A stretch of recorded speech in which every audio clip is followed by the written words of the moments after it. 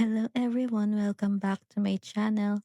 Kung may magulang lolo, lola, o kahit kayo mismo ay dati nang naghuhulog sa SSS pero hindi qualified sa monthly pension, baka makatulong ang video na ito. Sa tutorial na ito, ipapakita ko sa inyo kung paano mag-apply ng SSS Retirement Lump Sum Benefit online step by step. Bago tayo magsimula, gusto ko lang ipaalala na ang video na ito ay ginawa para sa educational at informational purposes lamang. Ang pagiging qualified sa SSS Retirement Lump Sum Benefit ay nakadepende pa rin sa official evaluation ng SSS. Hindi lahat ng miyembro ay automaticong qualified, kaya siguraduhin i-check ang inyong sariling SSS records. Ang unang dapat gawin ay i-update ang inyong My SSS account. Siguraduhin tama ang inyong mobile number, email address, civil status at iba pang personal information.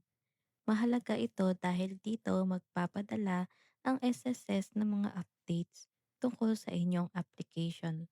Kung may mali o kulang sa inyong impormasyon, maaaring madelay ang proseso. Narito ang isang halimbawa ng contribution record sa may SSS. Makikita rito ang bilang ng inyong posted contributions at ang kabuuang halaga ng inyong naihulog. Mahalagang i-check ang inyong contribution records dahil ito ang isa sa mga basehan ng SSS sa pag-evaluate ng inyong retirement benefit. Kapag updated na ang inyong account, ang susunod ay ang pag-enroll ng inyong disbursement account. Ito ang account kung saan ipapadala ng SSS ang inyong retirement benefit kapag approve na ang inyong application. Pwede kayong gumamit ng bank account, UMIT ATM, o MLulier. Depende sa available options. Hintayin muna ang approval bago magpatuloy sa susunod na hakbang. Kapag approve na ang inyong disbursement account, maaari na kayong mag-file ng inyong retirement benefit.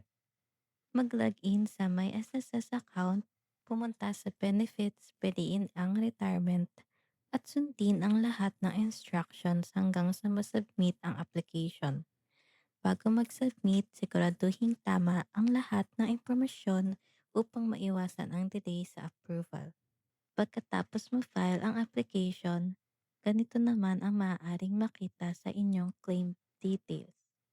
Makikita rito ang claim type, filing date, approval, date, claim status, at ang amount ng inyong approved benefit. Kapag active o approved na ang status, ibig sabihin ay naproseso na ng SSS ang inyong application. Pagkatapos masubmit ang application, perepasuhin ito ng SSS. Kapag approved na, makakatanggap kayo ng notification sa inyong My SSS account, email at text message. Dito rin ninyo malalaman kung magkano ang inyong approved benefit at kung paano ito ipapadala. Ganito ang halimbawa ng approval email mula sa SSS. Makikita rito na approved na ang inyong retirement benefit claim at ang susunod na instructions para sa inyong payout. Kaya siguraduhin active at updated ang email address na nakarehistro sa inyong account. Kapag approved na ang inyong application, maaari na ninyong kunin ang inyong retirement lump sum benefit. Kung bank account ang napili ninyo, diretso itong ide-deposito sa inyong bank account. Kung MDLear naman ang napili, makakatanggap kayo ng text message na may reference number at instructions kung paano ito i-claim. Huwag kalimutang magdala ng valid ID kapag kukunin na ang inyong benefit. Kung MDLear ang napili ninyong disbursement option, makakatanggap kayo ng text message na may reference number. Dalhin lamang ang reference number at valid ID sa pagpunta sa MLulier branch upang makuha ang inyong retirement benefit bago ang expiration date na nakasaad sa text.